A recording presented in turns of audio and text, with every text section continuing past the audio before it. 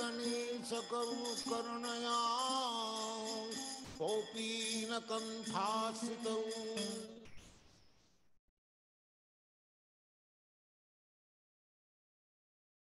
ज्ञानतिमिरन्धस्य ज्ञानाञ्जनशलाकया चक्षुरुन्मिलितं येन तस्मै श्रीगुरवे नमः। अजनुलम्बितो भुजौ कनकावदतु सङ्कीर्तनायकपितरो कमलाय तक्षो विश्वम्भरो द्विजवरो युगधर्मपालो वन्दे जगत्प्रियकरो करुणावतारो वन्दे श्रीकृष्णचैतन्य नित्यानन्द सहोदितो गुरुराये पुष्पवन्तो चित्रसुन्दो तमनो वन्देऽहं श्रीरामकृष्णो अभायो चरणौ सुखो सुखदो परमानन्दो सुन्दरो सुबलप्रियो हे कृष्णा करुण सिन्धु दीनबन्धु जगत्पते गोपीशा गोपिका कान्त राधा कान्त नमोऽस्तुते तप्त काञ्चन गौराङ्गी राधे वृन्दावनेश्वरी विश्वभानुसुते देवी प्रणमामि हरिप्रिये।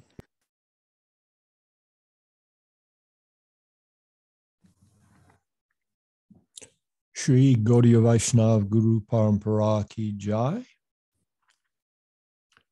Śrī Damodara-Lila Ki Jai. Śrī Satyavrata Muni Ki Jai. Sanatana Goswami Ki Jai. Anantakota Vaishnavinda Ki Jai. Glorious devotees, thank you for coming to this final presentation for the month of Kartik or Damodar. Today we will look at the composition of Śrī Satyavrata Muni, Śrī Damodara-Lila, which is core to the Gaudiya's vrata, or special daily function during the month of Kartik. And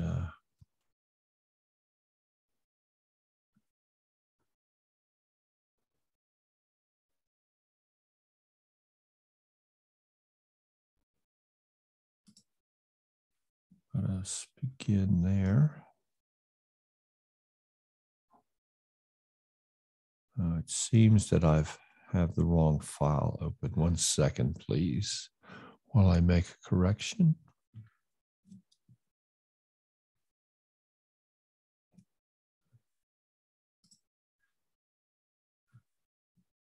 What the heck?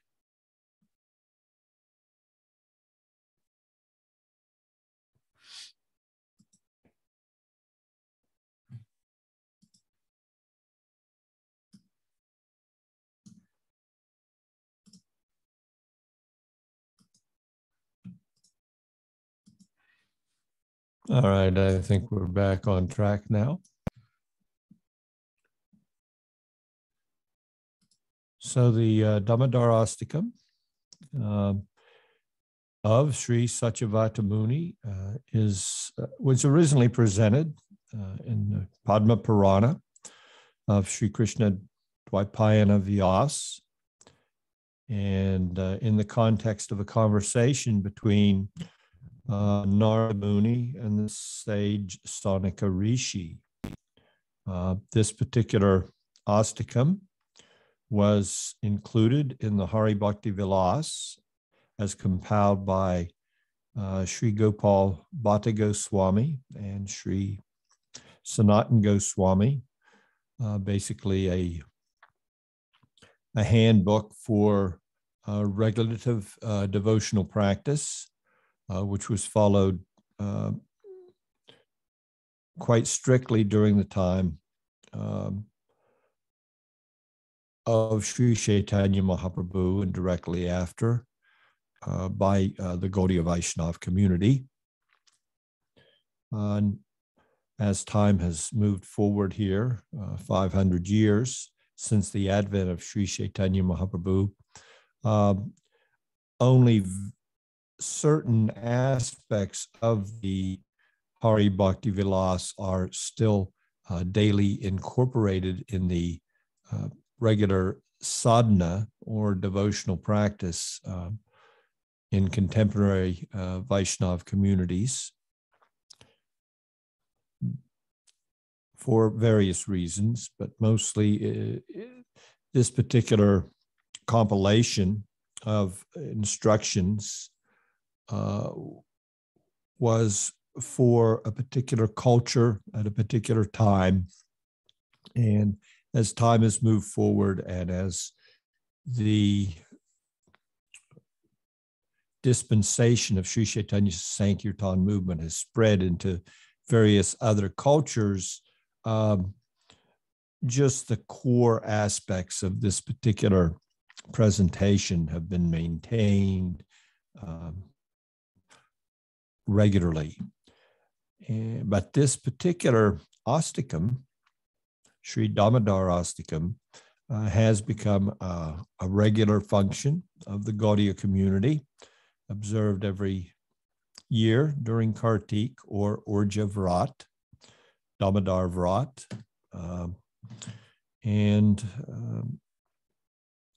To look for specific reference, we could go to the section on of Sri Hari Bhakti Vilas called the Kartik Mahatmya to find the presentation there. Today, we're going to look at the various verses of this astikam through the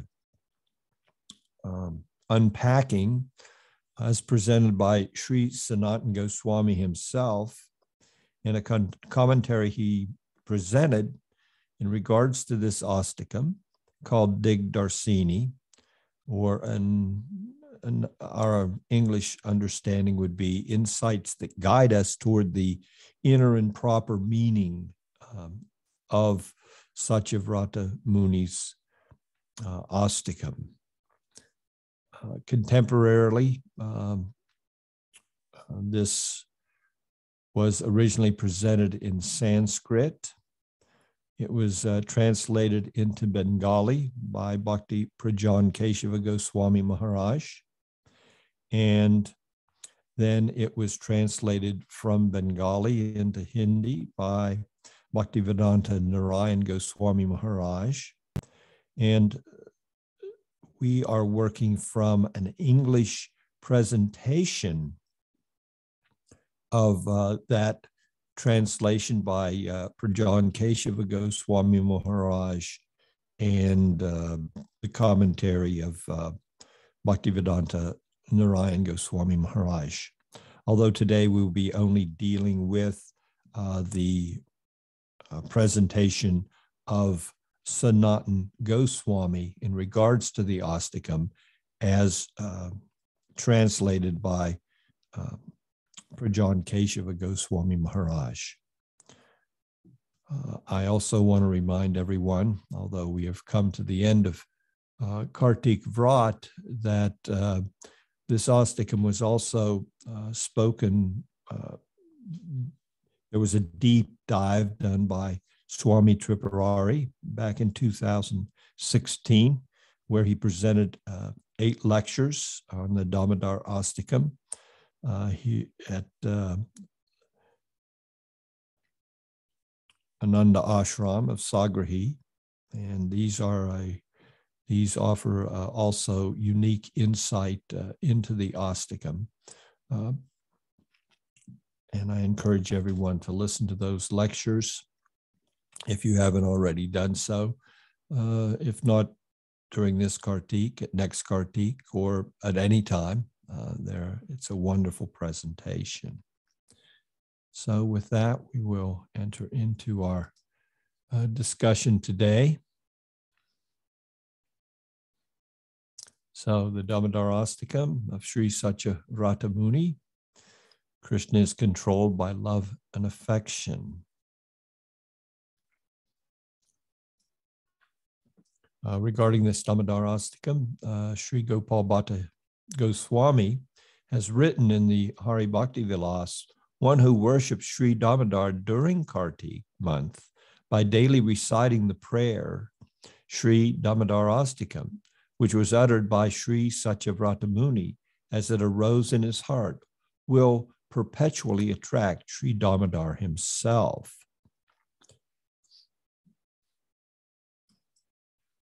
Sanatana Goswami has said in this regard, this prayer is Nitya Siddha, which means eternally perfect. It was manifested through Sri Satyavrata Muni and is capable of attracting Sri Damodara Krishna.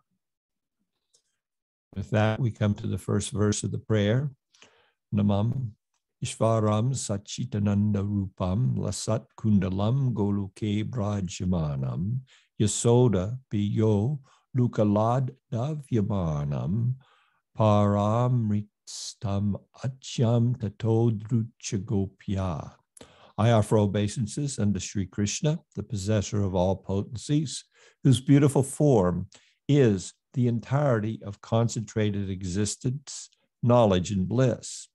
On his cheeks, makara-shaped earrings are swinging playfully.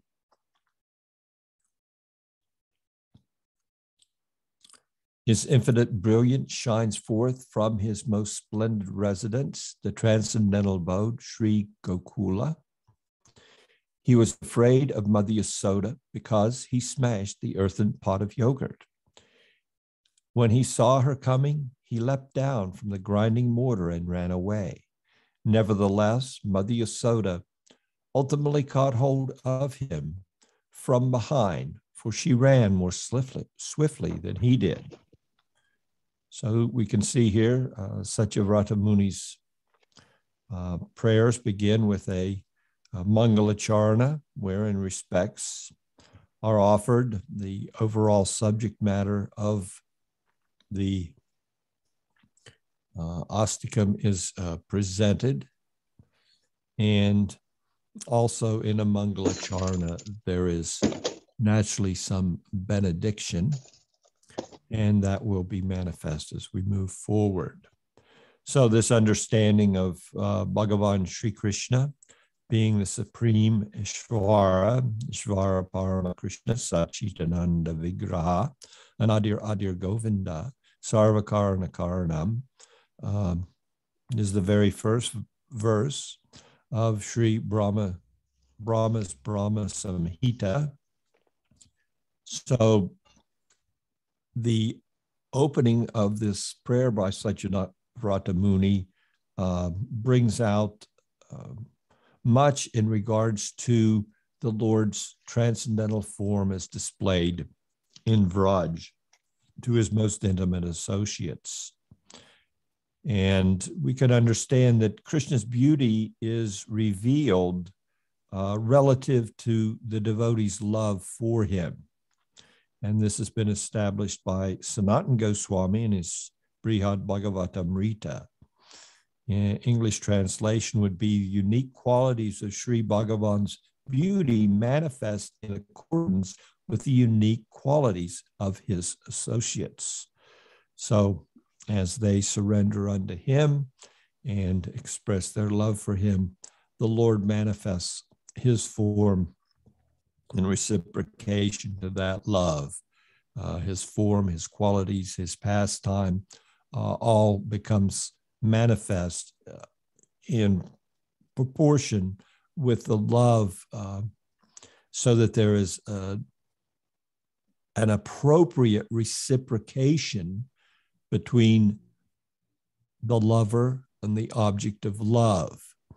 So we can understand that the love that the Lord expresses and exchanges with his devotee is always appropriate to the loving mood expressed by the Lord's associates.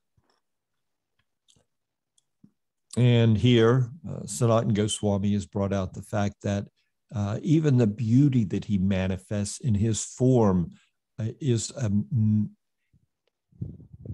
methodology that the Lord employs in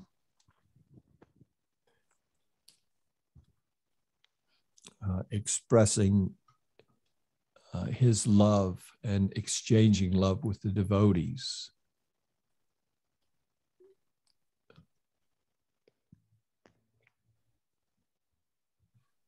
Excuse me 1 second.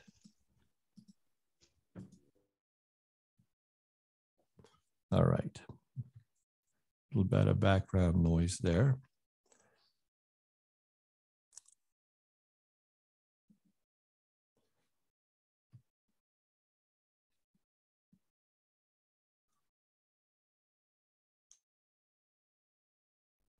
So a little from the Dig Darsini of Sri Sanatana Goswami,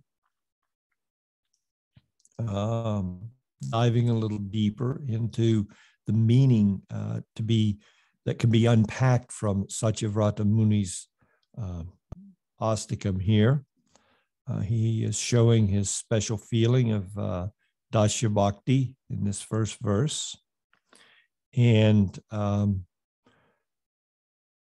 he's also expressing the unique supremacy manifested by Śrī Kṛṣṇa and Gokula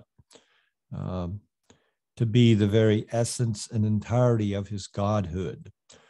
Lasat-kuṇḍalaṁ, Krishna's limbs are so beautiful that even the ornaments that adorn his form become more beautiful because of his transcendental form. Gokule bhrāja-mānam. How splendid it is when Śrī Kṛṣṇa is in Gokula, gokule, the home of his gopas, gopis, cows, calves, and others.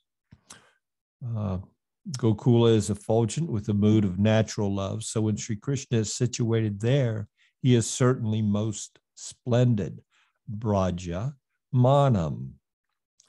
Yaśodā.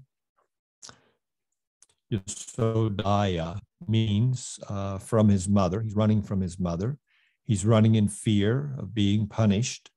So the intimacy of their relationship and the Vatsalya Ras is being expressed by Satyavrata Muni. And Sanatana Goswami goes on to bring out that the use of the loving address gopya instead of yaśodāya signifies that only those who are born in cowherd families have the great fortune of seeing these pastimes.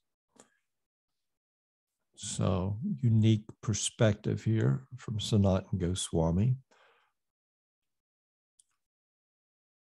Parāmṛṣṭam, that she caught him from behind. Sri Satyavrata Muni indicates Śrī Kṛṣṇa's special affection for Mother Yaśodā. In other words, he is declaring that Śrī Kṛṣṇa is Bhakti Vatsalya. He has particular affection for his devotees.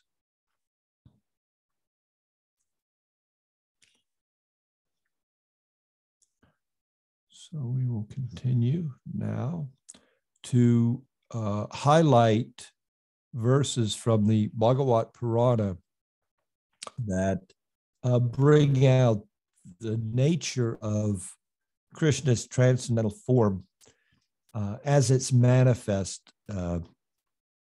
in Vraj. First, we can go to Brahma himself from the 14th chapter of the 10th canto.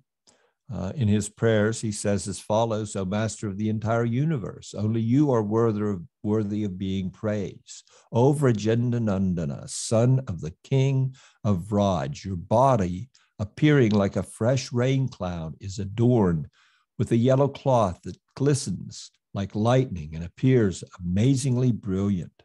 Because you are wearing makara-shaped earrings and a peacock feather on your head, your lotus face radiates an uncommon splendor. Around your neck is a garland made of innumerable kinds of forest flowers and leaves. Tucked under your arm are a cane and a buffalo horn. Your flute, which is tied by your waist belt, looks very beautiful. In your lovely soft hands is a morsel of yogurt and rice. Even you are attracted by this cowherd boy attire of yours. I simply fall to the ground like a stick again and again at your feet, which are softer than lotuses and which are marked with all the auspicious signs. So we can see here that Brahma is also in his prayer bringing out the exquisite form of Lord Krishna as he displays himself in Vraj for the pleasure of his associates there.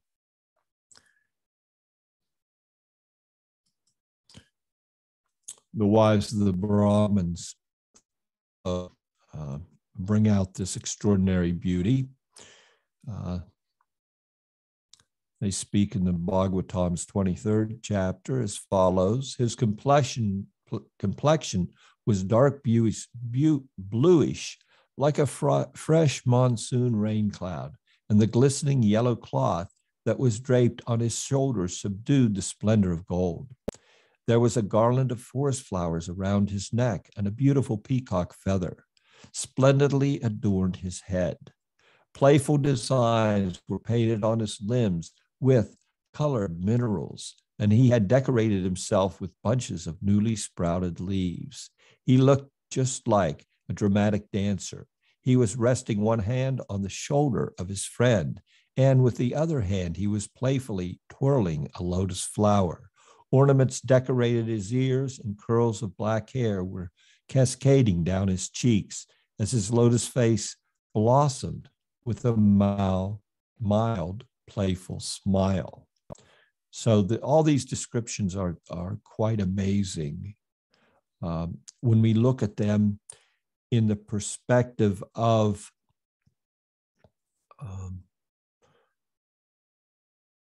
what's being expressed through them.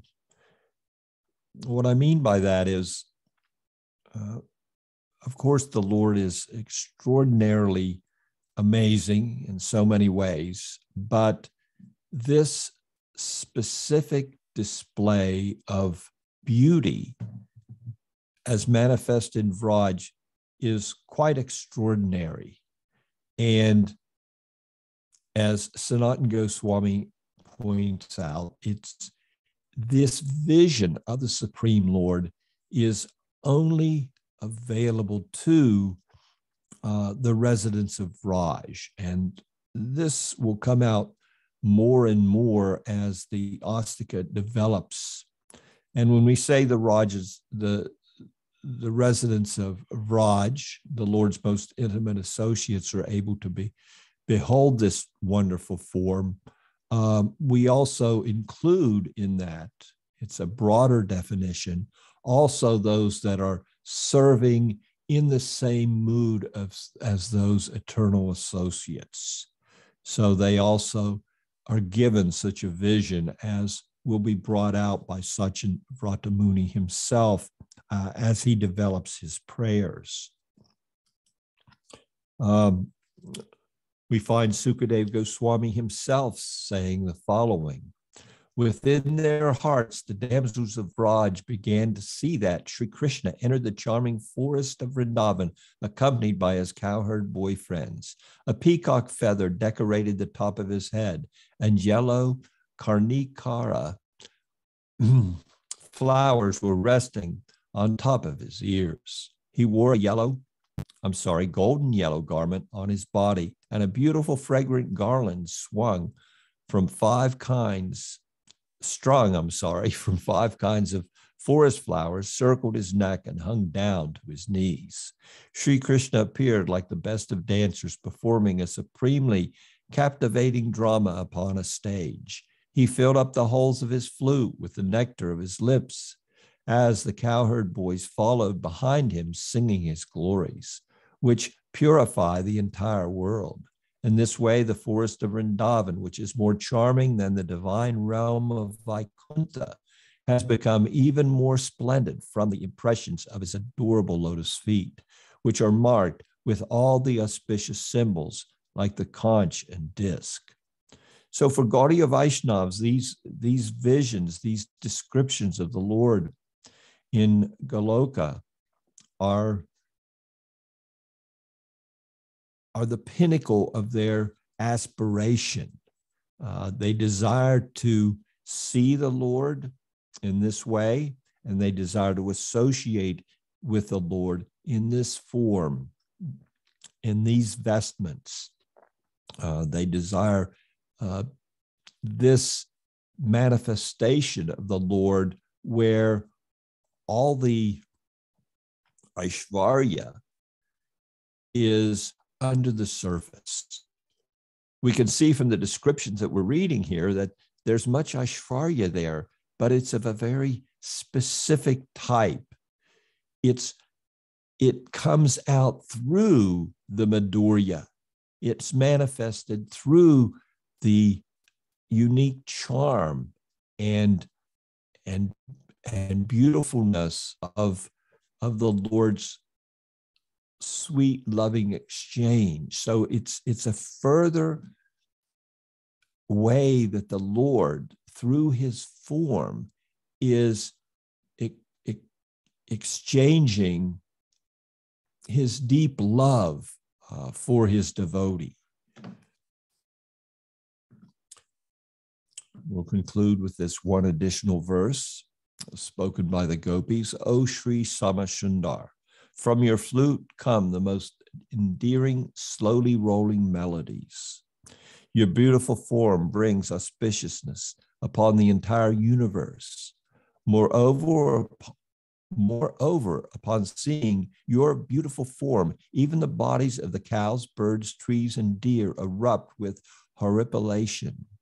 After hearing the sweet melodies of your flute and beholding your captivating form, is there any woman in all the three worlds who would not become attached to you and, leaving aside all proper conduct and shyness, deviate from her religious principles? We proceed to the next verse of Satyavrata Muni's Astikam. We would just go with the English. I do want to cover a lot and try to bring out the amazing commentary that Sanatana Goswami has given and the insights that he makes available to us through this prayer into the unique characteristic of Vraj Bhakti. Seeing the stick in his mother's hand and fearful of being beaten, he is weeping incessantly and rubbing his eyes again and again with his two lotus-like hands. His eyes are extremely restless and filled with fear. He takes heavy breaths again and again that cause the pearls and other ornaments around his neck, which is marked by three gracefully curving lines, to tremble. O Damodar, you have been bound by your mother's Vatsalya Bhakti. I offer my obeisances unto that Damodar. So Satyavrata Muni is now putting forth in his Astika the Lila narrative as presented in the Bhagavat Purana. We can see some of the verses he's incorporated into his Astikam from the 9th chapter, 11th verse. Mother Yasodā watched as her naughty child cried bitterly and rubbed his eyes with both his hands. The black ointment from around his eyes mixed with his tears and spread everywhere. Seeing her son with his eyes full of fear at the sight of the stick she was brandishing, Yasodā took him by the hand and began to gently reproach him in order to instill fear in him. So Krishna's hoping here by this as Sanatana, and what I'll be relaying here as we go forward will be Sanatana's insight into the Astakam. He brings out and quotes these verses from the Bhagavatam, and then he embellishes with these amazing insights. So he's saying that Krishna is hoping that by showing her how afraid he is, he can avoid being punished. And we also heard from Jiva Goswami's presentation of the same Leela narrative in the Gopal Champu that this is not just a show. I mean, Krishna is actually afraid. And this fear is, of course, the Lord sometimes puts on a mood for some other purpose, but in this case, he's actually experiencing fear, which is an excitement to the Vatsalya Ras between himself and his mother, Yasoda. Rudantam, he cries bitterly, and Karamboja yugmeda netra yugmam rijantam. He rubs his eyes again and again with both his lotus hands. Again, we see from the Bhagavatam's narrative, the 14th verse, the same chapter, just as an ordinary mother in this world may bind her mischievous son, so Mother Yasoda, simply considering Krishna to be her son, tied him to the grinding mortar with a rope as if he were an ordinary child. So Satyavratamuni brings out Bhakti Badam. The meaning is Bhaktyaiva Badam. Śrī Kṛṣṇa is only bound by bhakti and nothing else. This, of course, has been covered in the narrative that we discussed from Gopal Champu. Sanatan brings out, he submitted to being bound on one hand because of the power of Śrī Yasoda's bhakti for him in the form of motherly affection, and on the other, because of his own special quality of willingly being controlled by his devotees, his bhaktas. The reason that his belly became bound with rope, Damodara-Lila, is that Bhakti Badam. He is completely enchanted exclusively by the bhakti of his devotees. This meaning actually leads to the previous one, that he becomes bound because of his Bhakti Vatsalya, his willingness to be controlled by his devotees. There's much that could be said in regards to this. If we were to go to the Bhagavatam narrative, we find the following verse, and there's much commentary there, which I encourage everyone to immerse themselves in, because the underlying siddhanta and the various tattvas that ornament that siddhanta is brought out by the various commentators.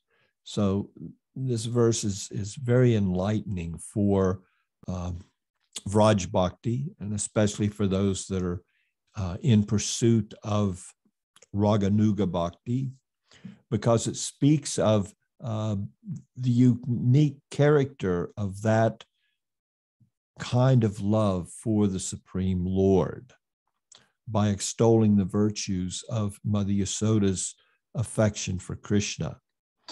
The verse from the Bhagavatam, neither Lord Brahma, nor Lord Shiva, nor even the goddess of fortune, who is always the better half of the Supreme Lord, can obtain from the Supreme Personality of Godhead, the deliverer from this material world, such mercy as received by Mother Yasoda. So we can just try to perceive what Sukadeva Goswami is saying here. I mean, if we look at the extraordinary service of these most magnificent personalities, Brahma, Shiva, and Lakshmi, his transcendental consort in Vaikuntha, that they have never obtained from the Supreme Lord mercy of the magnitude that was bestowed upon Mother Yasodā, where the Lord himself became completely bound up by her love. So I'm going to go on to Sanatana Goswami's commentary on the Astakam, but as I said, there's much deep insight in the Bhagavatam commentaries in regards to this 20th verse of the 9th chapter, which I encourage everyone to enter into, because it forms a foundation for this extraordinary position of bhrāja-bhakti, that is the aspiration of all Gaudiya Vaishnavas. The Astakam goes on. By his childhood pastimes, such as this Damodara-Lila, he perpetually drowns all the residents of Gokula, his gopas, gopis, cows, calves, and so forth, who are all manifested by his pastime potency in pools of bliss. He thus informs those who have knowledge of his absolute divinity that only the pure and simple love of these devotees can conquer him. Again, hundreds of times I offer loving obeisances unto Sri Damodara-Krishna. So Satyavrata Muni is expressing here that the Lord has unlimited worshippers who approach him in so many unique ways in order to serve him and show their appreciation and love for him. But the topmost manifestation of loving exchange with the Lord can be seen in the residence of Vraj, and it is not excelled by any other of the Lord's devotees in any other of his transcendental abodes.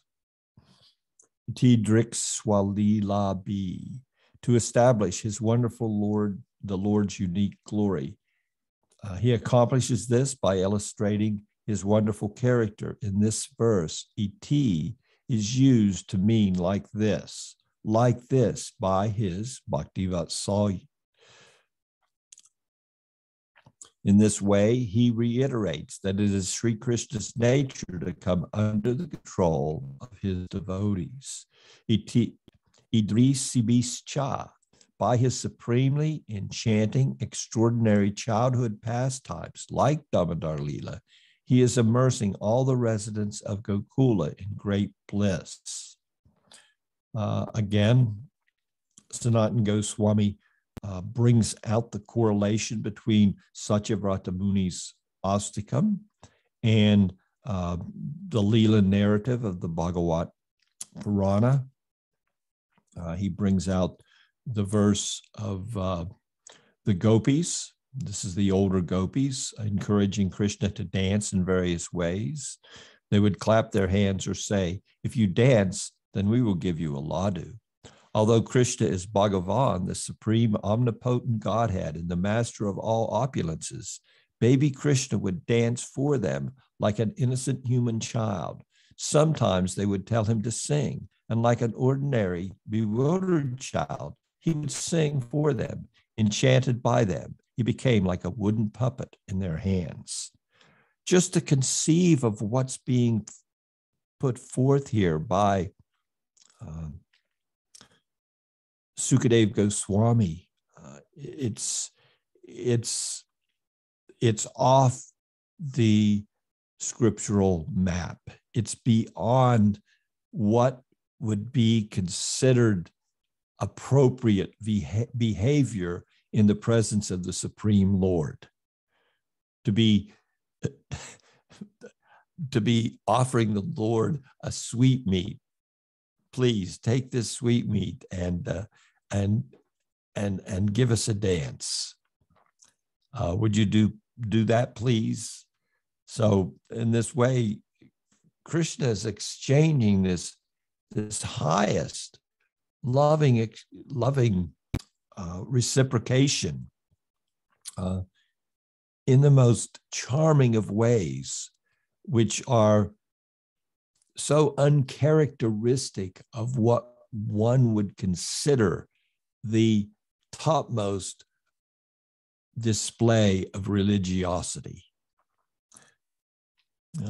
Also from the 10th canto, Sanatan quotes this verse: sometimes the gopis would order Śrī Kṛṣṇa to bring them someone's shoes, wooden seats, measuring cups, or the weights used for scales. At such times, he would act as if he was unable to lift these articles and would simply stand there touching them. And then he would repeatedly strike his arms to show his mightiness. By such gestures, he would fill his own kin with boundless joy. So, Saccidānanda Muni is referring to Krishna as Swagosam, his own king, the residents of Gokula, to be totally submerged, ni maz jantam, in a nectarian and incredibly deep pool of extraordinary happiness, ananda kunda. So by these pastimes, Śrī Kṛṣṇa is making known akyapayantam to all who are tadiya ista jneshu, who worship him as the supreme controller and the master of all souls, that he is himself controlled and defeated by the love of his pure devotees. So these others, he's displaying this most intimate display of loving affection with the bhrāja-bhaktis in order to highlight the amazing love that they have for him and how he is reciprocating that love in the most extraordinary way. Sanatan brings out that the Lord isn't controlled by devotees who worship him on the path of Aishvarya Bhakti, which is characterized by a mode of reverence, nor is he controlled by jnanis who know him to be self-sufficient and the supremely powerful Lord, nor by those whose bhakti is mixed with such jnana. In this verse, the sage wishes to say, among the limbs of bhakti, which are required for all devotees, I only pray to perform one special limb of bhakti, vandana, to constantly express my adoration for Sri Bhagavan. I do not pray for knowledge of Sri Bhagavan's opulence or anything else.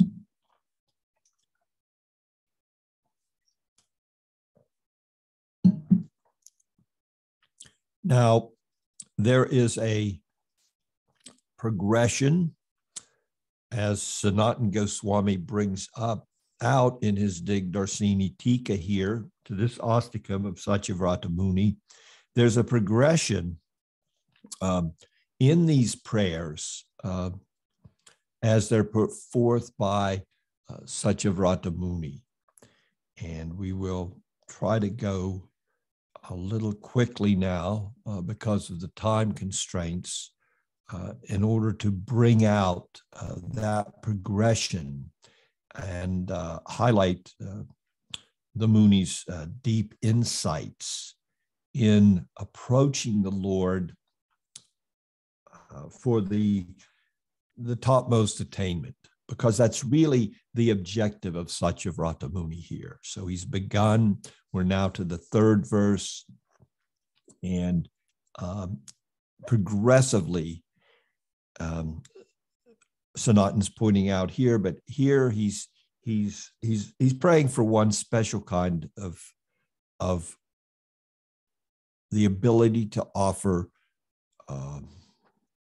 prayers that are significant to nurturing his spiritual advancement. In this third verse, this is the primary characteristic. O supremely effulgent and playful divinity, I do not ask you for freedom from mortal suffering, nor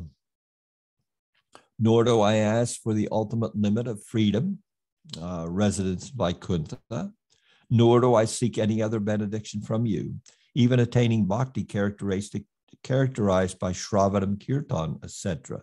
Even though, as the supreme benefactor, you can easily grant all these benedictions. O Lord of life, may your beautiful form as Bala Gopal, a little cowherd boy in Vraj, always remain visible within my heart. I have no use for any benediction other than this. So here, Satyavrata Muni is appealing to the Lord, and he's now focusing his desire in this appeal in the fourth verse, that his desire is single. He has a single focus here, that he doesn't care about artha, dharma, kama, and not even moksha. I don't care for even moksha, and I don't care for any other benediction that can be attained by Navada Bhakti, by the ninefold process of Shravanam, Kirtanam, any attainment that can come from that. I'm only interested in this one attainment, and the one attainment now is I want to be able to have the vision of your form as Bala Gopal eternally resident in my heart.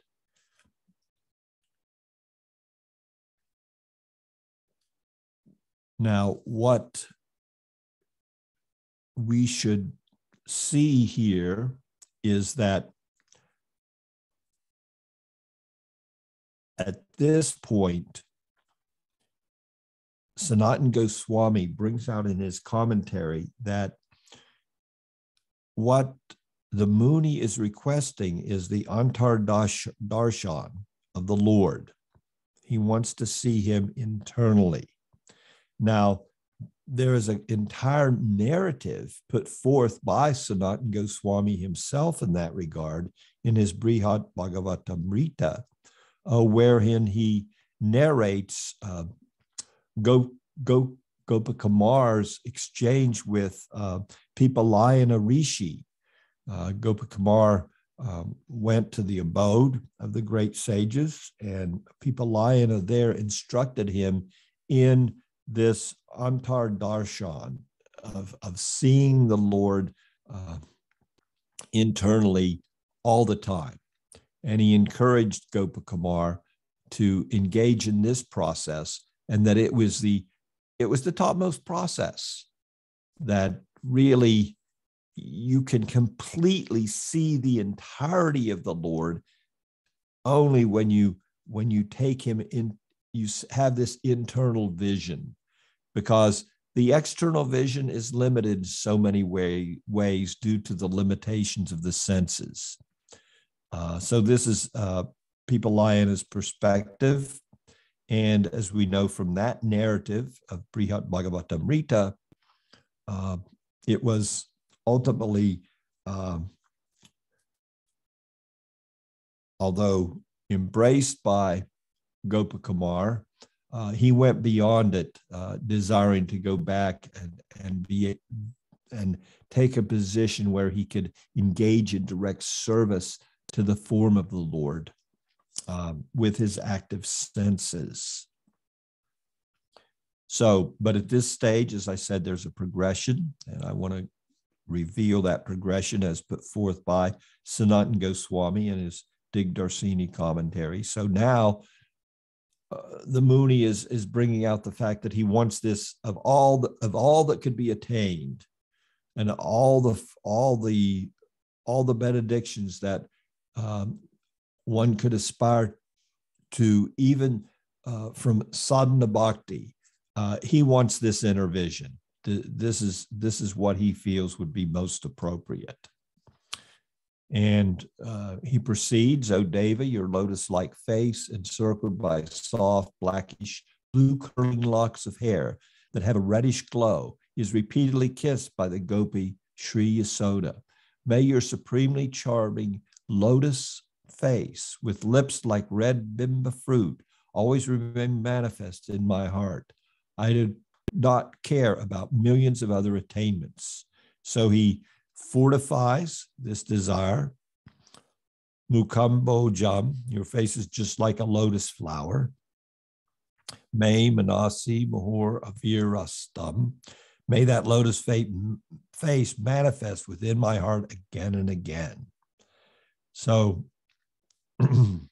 he proceeds from there. In the next verse, O Deva, O you who have a divine form, I offer my respectful obeisances unto you. O you who are Bhakti Vatsal, affectionate to your devotees. Sri Damodara, O Ananta, Lord of inconceivable magnificent potencies. O all-pervasive Vishnu, O Prabhu, my master, be pleased with me.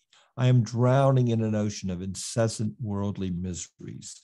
Alas, I am extremely miserable, and I do not know what to do. O Isha, supremely independent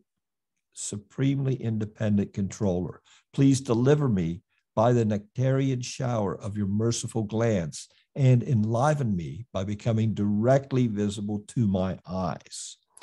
Sanatana Goswami now brings out the fact that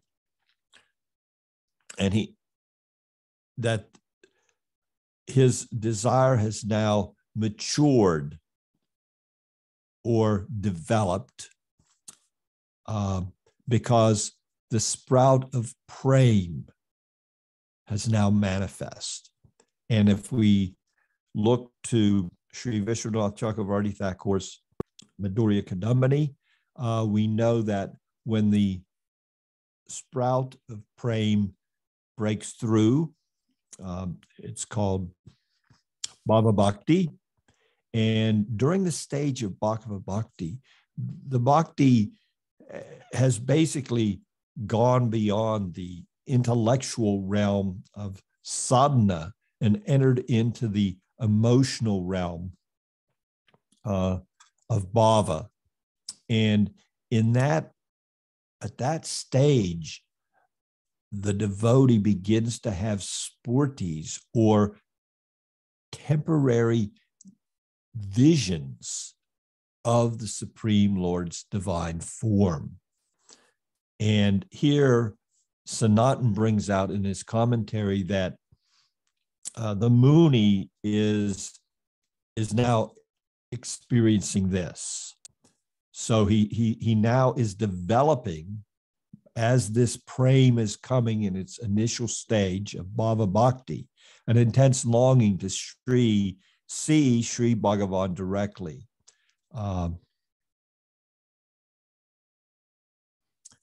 And he's concluded, according to Sanatana Goswami, that the best way to continually have that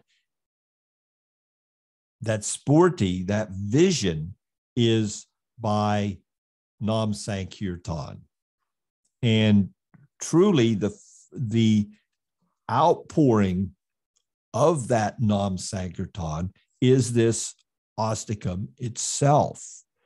So he's singing this astikam, and the astikam is his means of Nam Sankirtan for attaining, through his intense longing, this direct darshan with Bhagavan Śrī Kṛṣṇa. And this direct darshan first begins with these temporary spurtis, these temporary introductions where the Lord shows his form to his devotee whose love is gradually budding at the stage of Bhava-Bhakti. So there's nothing more rarely achieved than direct darshan of Śrī Kṛṣṇa. And it would not have been appropriate for Sri Satyavrata Muni to request it at the very beginning of his prayers. For this reason, Sanatana Goswami points out, we see the sequence of his prayers and how he's presented the prayers sequentially as to deeper and deeper realization and revelation of the Supreme Lord. The prayer goes on, O Damodar, even though you were bound with a rope to the grinding mortar by your mother, you set the two sons of Kuvera, Nalakuvar and Manigriva, free from Sri Narada's curse that they live as twin Arjuna trees, and enabled them to become recipients of the highest possible attainment, bhakti. In the same way, please profusely bestow upon me Prema Bhakti for you. I long for this alone. I do not want any other kind of liberation. Satyavrata Muni is now, the intensity of his desire is increasing. He also is expressing the fact that this topmost attainment of the direct darshan of the Lord is attained as Nalakuvar and Manigriva attained it. It is attained through the mercy of the Lord's devotees. And also that attainment is acquired not by anything that can be done independent of that mercy. That does not mean that we do not, the stage of sadhana bhakti practiced under the direction of the Lord's devotee is itself a manifestation of that merciful dispensation. But that's a deeper discussion for another day. But here he's bringing out the points that that through this prayer, although the Lord himself, Sanatana brings out, is in the state of being bound, he liberated Mokshital, the two sons of Kuvera, Nalakuvar and Manigriva. But he did not just free them from Sri Narada's curse and liberate them from material existence. He also gave both of them Prema Bhakti for him. So Sanatana Goswami is bringing out the fact that this is extraordinary, that even though the Lord is fully immersed in his loving pastimes in Vraj, even in that condition, he is still satisfying the desires of his devotees. And here, Narada has wished for the ultimate well-being of these two sons of Kuvera, and the Lord is granting that while he himself is bound by the ropes to the mortar by his mother. So quite extraordinary from Sanatana Goswami's viewpoint. So there's some paraphrasing here by Sanatana Goswami. O Damodar, just as you granted Prema Bhakti to the two sons of Kuvera without any cause, similarly, please profusely bestow upon me Prema Bhakti for you, which is characterized by taking absolute shelter of your lotus feet. The Muni concludes, with this eighth verse. O Damodara, I offer my respectful obeisances to you, to the celebrated rope binding your belly, for it is an abode of brilliant effulgence. I offer my respectful obeisances to your belly, which supports the entire universe of moving and non-moving entities.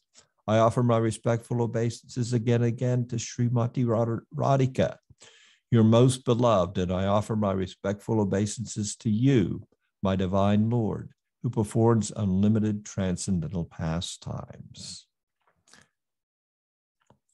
So he's really bringing out the fact that he's recognized the boon he has, and he's bringing out in this astikam for our benefit the fact that only by the mercy of Bhagavan's loved ones can one attain their cherished goal, and especially such a cherished goal as available in Vraj, to have the Lord's personal association there. And there, Radhika, Srimati Radharani, reigns supreme. So with that quick and somewhat superficial overview of Satyavrata Muni's Damodara-astikam, we will conclude our 5-part presentation during this month of Kartik. I'll thank you so much for your kind association. One question here: can you confirm that these verses from Sri Satyavrata Muni are a vision of the Lord as well as a prayer simultaneously, without either the vision or the prayer coming first?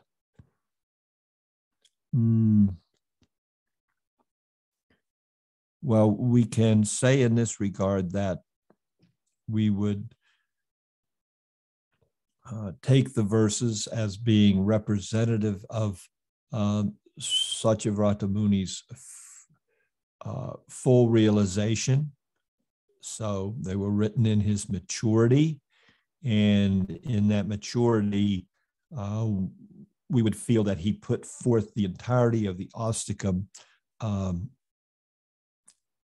after his full revelation.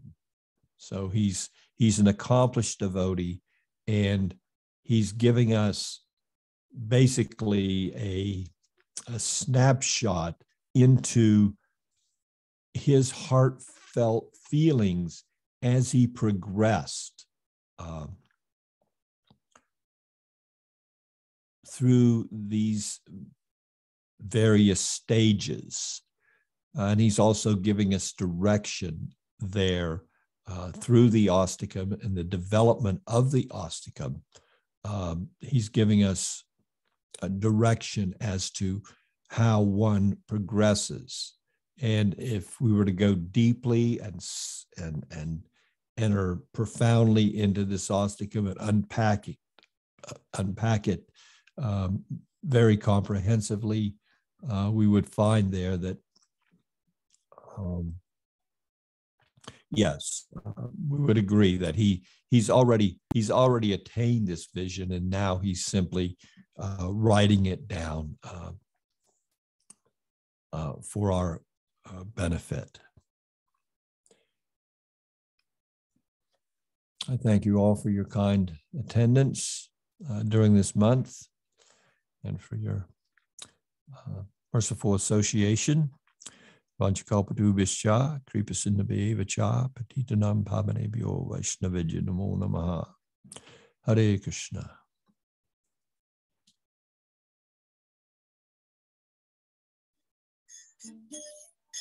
Krishna Kirtana Ganana Tanapano Prema-Bhakti Manidhi Dhira Dhira Jana Priya